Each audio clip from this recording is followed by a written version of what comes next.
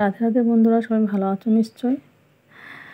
সকাল সকাল আমাদের গ্রামটা দেখতে কেমন লাগছে, একদম ফাঁকা।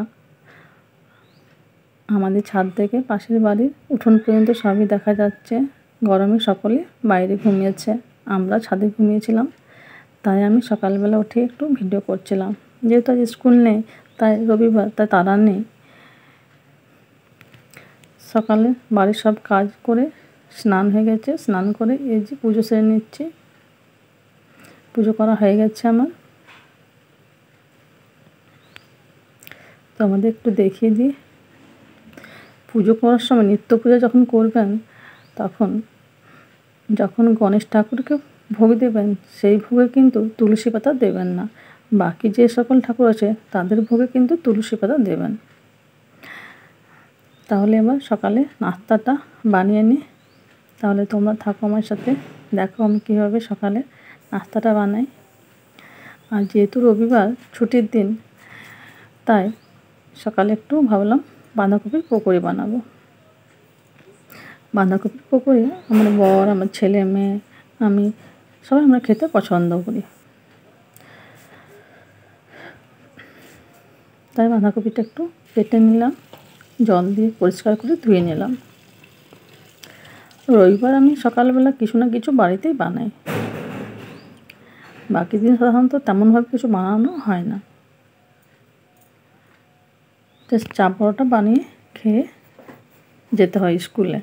কিন্তু যেহেতু আজ রবিবার আর স্কুলে তাড়া নেই, তাই সকালে ভাবলাম একটু পকোড়ি বানাই গরম গরম। আমাদের বাড়িতে আমরা সাধারণত বাঁধাকপির পকোড়িটা বেশি বানাই। পেঁয়াজের পকোড়ি হয় না বললেই চলে। পেঁয়াজের পকোড়ি খাবারই চলে, দোকান থেকে কিনে এনেই খাই। কেননা পেঁয়াজের পকোড়ি বানালে তেলটা তখন ছোঁয়াছুঁয়ি হয়ে যায়, তাই বানাই না।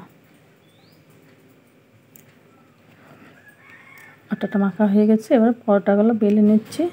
তারপর পরোটাগুলো সেঁকে নেব, তারপর বাঁধাকপির পকোড়াটা বানাবো। গরমটা কিন্তু বেশ পড়েছে, খাবার তো করতে ইচ্ছে করছে না একটু গরমে, কিন্তু কোনো উপায় নেই, খাবার তো বানাতেই হবে।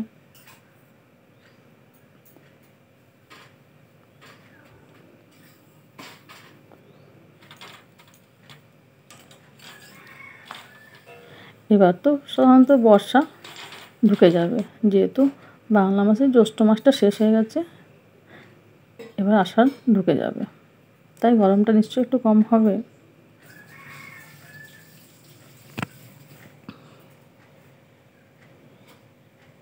রবিবারটা আমার ভীষণ ভালো লাগে, কেননা সেদিন ছুটি থাকে, এত তাড়াহুড়ো থাকে না বাড়িতে কাজের।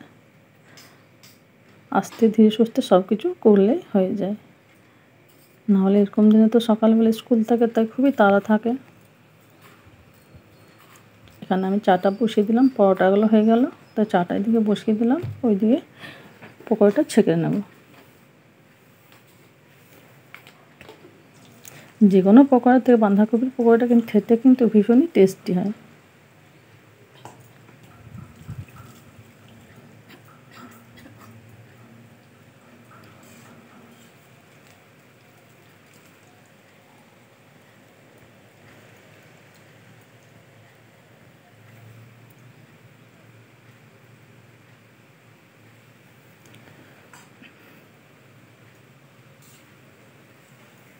তাহলে বন্ধুরা, যারা যারা আমার ভিডিওটা দেখছো,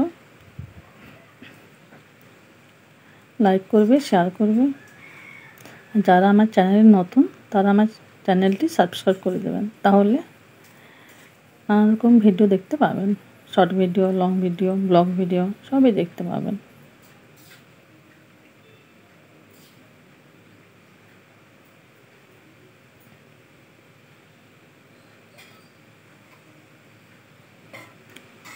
দুধটা গরম হয়ে গেছে,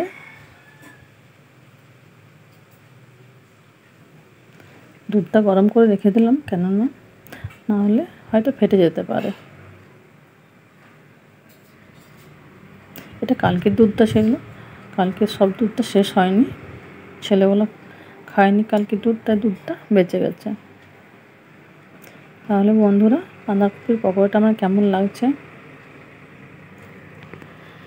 এই যে সকালে নাস্তা রেডি, আজ এই পর্যন্তই থাক।